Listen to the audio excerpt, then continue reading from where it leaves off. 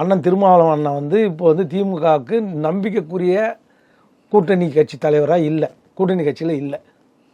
ஒவ்வொரு வாட்டியும் நம்ம எண்ணிக்கையை இதை கூடுதலாக எதிர்பார்க்குறாரு அவர். திமுக வந்து ஆசிடிஸ் ஃபார்முலாவில் போன வாட்டி என்ன கொடுத்தோமோ அதுவே தான், இந்த மாதிரி குறையத்துக்கு வாய்ப்பு இருக்குது தவிர நாங்கள் அதிகப்படுத்துறதுக்கு வாய்ப்பே இல்லை அப்படின்னு திமுக கதவு சாத்துது. ஏன்னா இப்போ இதுக்கப்புறம் வந்து மக்கள் நீதி மையம் கட்சி உள்ளே வந்திருக்காரு, கமலஹாசன் கட்சி உள்ளே வந்திருக்கு. இந்த தருணத்தில் போய் நான் எப்படி உங்களுக்கு அதிகமாக தருவோம், அவங்களுக்கு வேறு சீட்டு ஒதுக்கீடு பண்ணணும். இன்னும் இப்போ இருக்கிற கூட்டணி வந்து வலு பத்தாது, பாமக வேற சேர்க்கணும். நம்ம கடந்த இன்டர்வியூ நம்ம சொன்னோம், பாமக வந்து அதாவது திருமாவளவனுக்கு கவுண்டர் செக் பாமகவை வச்சுட்டாங்கன்னு நம்ம சொன்னோம். யாருமே சொல்லாத போது நம்ம சொன்னோம். அது இப்போ நடந்ததா? இன்றைக்கி தினம் பிரபல பத்திரிகை எழுதுறாங்கன்னா ஆதாரத்தோடு தான் எதிர்ப்பாங்க. சித்திரை திருவிழாவில் பாமக அறிவிக்க போகுதுன்னு மிக தெளிவாக சொல்லியிருக்காங்கன்னா என்ன அர்த்தம்? ஐயா ராமதாஸ் ஜிகே மணி மூலியமாக சொன்ன ஜிகே மணி வந்து பாட்டாளி மக்கள் கட்சியை சேர்ந்தவர் இல்லை, திமுகவோட உளவு பிரிவை சேர்ந்தவர். திமுக தான் ஜிகே மணி அங்கே வச்சுருக்காங்க. அதனால தான் ஜிகே மணி வந்து ஐயா ராமதாஸ் கிட்ட போய் திமுகவோட போகலாம்.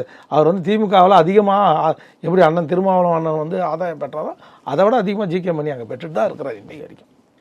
அவர் ஒரு நாளாவது சட்டமன்றத்தில் பாமக கட்சி இருக்கும்போது திராவிட முன்னேற்ற எதிர்த்து ஜிகே மணி இது வரைக்கும் பேசியது உண்டா?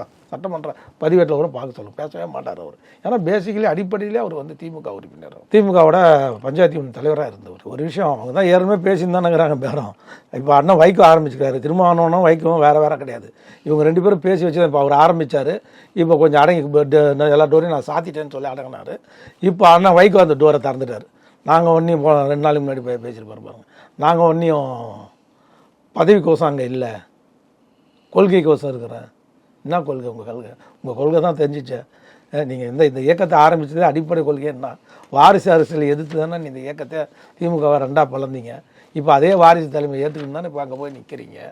தளபதி ஸ்டாலின் தலைமை ஏற்றுக்கிறதுக்கு தப்பு இல்லை. இப்போ அதை சென்னவர் உதயநிதி ஸ்டாலின் தலைமை ஏற்றுக்கணும் தானே உங்கள் பையனை சீட்டு வாங்கி அங்கே போய் துதி பாடிட்டு இருக்கிறீங்க. நீங்கள் இதெல்லாம் பேசலாமா? நிறைய விஷயம் இருக்குது. காங்கிரஸோட ஒருவா கூட்டணி இல்லைன்னு சொன்னீங்க. 1.5 லட்சம் தமிழர்களை தொப்புள் குடி உறவுகளை கொன்று குவித்த இயக்கம் காங்கிரஸ் உறுதுணையாக இருந்ததுன்னு சொன்னீங்க. எல்லாம் சொல்லிட்டு நீ காங்கிரஸ் பதவி சுகத்துக்கோசம் தானே நீங்கள் காங்கிரஸோட திமுகவுடன் கூட்டணி இருக்கிறீங்க. நீங்கள்லாம் தன்மானத்தை இழந்து எவ்வளோ நாள் ஆச்சு? இப்போ இதுக்கு திடீர்னு உங்களுக்கு ரோஷம் வந்த மாதிரி? ஏன் நீங்கள்லாம் இதுக்கு முன்னாடி விஜயகாந்தை போய் கரத்தை தூக்கி பிடிக்காதுங்களா? பீமனும் சகாதேவனும் சொன்னீங்களா, மறந்துட்டீங்களா? திமுக 2011 ஜெயிக்காததுக்கு யார் காரணம்? இல்லை நீங்கள் 2 பேர் தானே.